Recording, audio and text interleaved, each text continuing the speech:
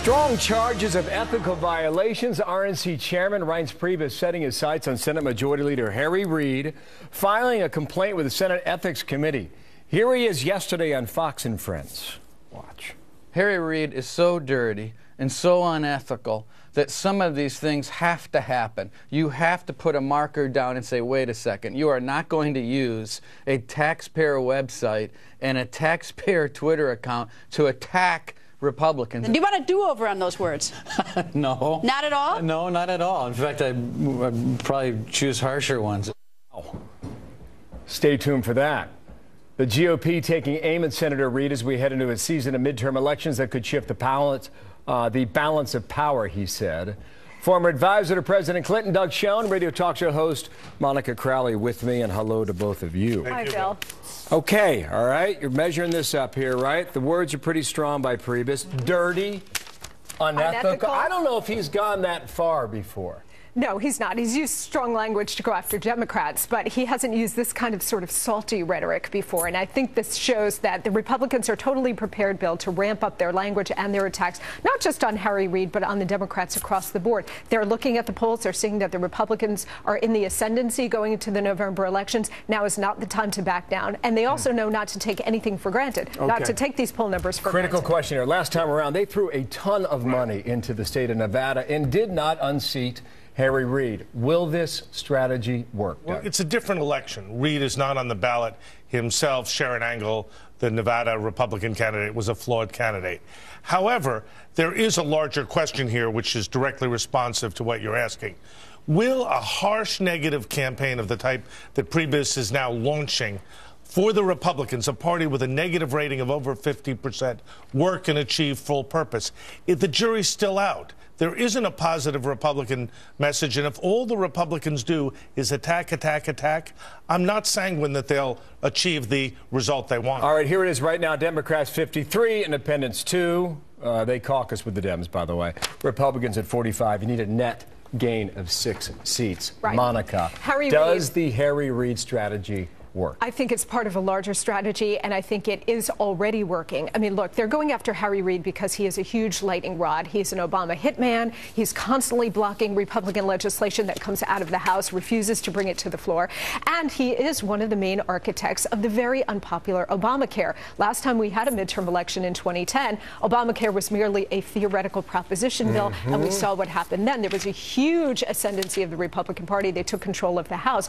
This time around, Obamacare is a distinct reality for tens of millions of people, and not in a good way. So Harry Reid as the lightning rod, but again, the message is going to be spread to all of the Democrats because they all supported Obamacare. Do you quibble with that at all? Oh, sure. The polling evidence that's coming out now is showing some modest Democratic increase in support in these marginal Senate races in states like Arkansas and Louisiana. So it isn't clear to me that there'll be a massive Republican sweep. And, Bill, I return to where I started. You have to give people a reason to vote for you. Just amping up your rhetoric and calling people names doesn't convince an electorate you can make the country better. That's why they hold elections. Speaking of elections, here in New York City yesterday, apparently Jeb Bush said he's thinking about running for president. And that is the quote we have from this Catholic Charities event here in New York. Not the first time he has indicated that he is thinking about it. I think he probably will run, and he will probably immediately be the main establishment figure, which is going to cause Chris Christie some headaches here because he wanted to be the main establishment challenger. Problem for Jeb Bush is, number one, the name. What is his compelling argument is, vote for me, I'll be the third Bush president. Not exactly compelling. He's got some strengths, but he has a lot of weaknesses, particularly with the conservative base. He supports Common Core. He supports amnesty, which he spoke about last week. So he's got to get through a Republican primary to be the nominee, and I think he has a lot of challenges there. Would you agree he would be a formidable candidate for anyone going up against, let's say, Hillary Clinton? Because he's got the donor class with him, at least so far. He represents what I'm talking about, a positive, inclusive message that would reach Hispanics. He recognizes the need to balance the budget in a balanced way. Sure, there are negatives, Monica, for the extreme right wing of the Republican Party. For the broad mass of the American electorate and Republican moderates, he's a great candidate. Would you, as a Democrat, would you fear a Jeb Bush candidacy? How potent would it be? Here's what I would say. If he's able to get over the very real challenges that Monica offers, 3 Bushes and the issues, yes, he would be their most formidable general election candidate against Hillary Clinton. Can you disagree with that? Well, I agree to some extent with Doug, but I will say this, not just politically, but culturally and in every aspect of American society, there's a huge impulse to want to see the newer and the fresher faces. And I think that might be working against him. I think it may also work against Hillary Clinton, for that matter. So he's got some challenges here, but if the donor class continues to back him, as they already tentatively are, then I think he's got enormous advantages. And other fresh faces like Ted Cruz, Marco Rubio, Scott Walker, even Chris Christie to some extent, they're going to have to overcome that. And that's going to be quite a challenge. That's a big list, by the way.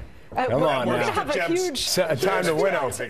Got to run. Doug, thank you. Monica, thanks to you as well. All right, Martha, what's next?